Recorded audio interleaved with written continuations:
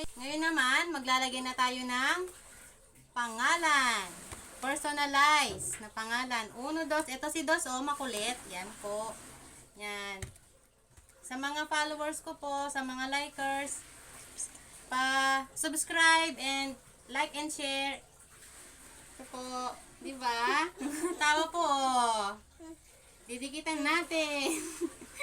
Magdidikit tayo. Ano? Yan.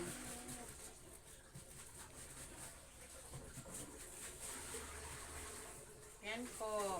Ito pang buhay ko. Pag wala pong klase, yan.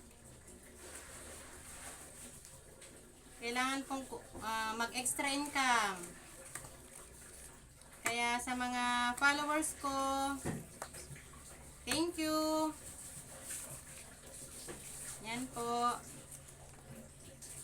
So, gugupitin ko muna po ito bago po ito idikit. Opo. Yan, huwag mong sirain yan.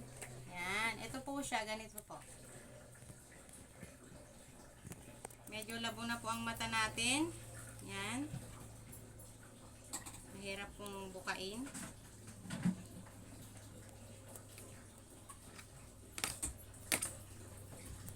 Yan po. Itayo natin. Baka po tutumba na naman po yan ni Dos.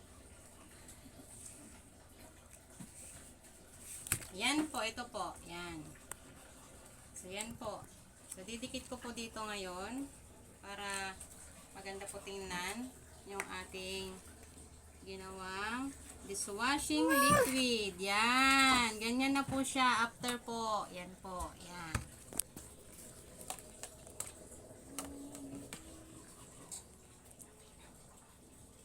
Sa mga kasama ko pong guro na nabili po lagi sa akin, thank you po.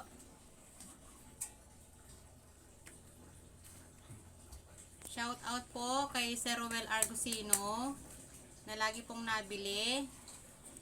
Kay Teacher Liamsi, thank you po. At sa akin pong binabagsakan ng maraming salamat po. Yan, ito po. Yung mga suki ko po sa palengke, thank you po. Kahit hindi po na-order yung mga yon, basta po dinalhan ko, yan, binibilhan po ako. Yan.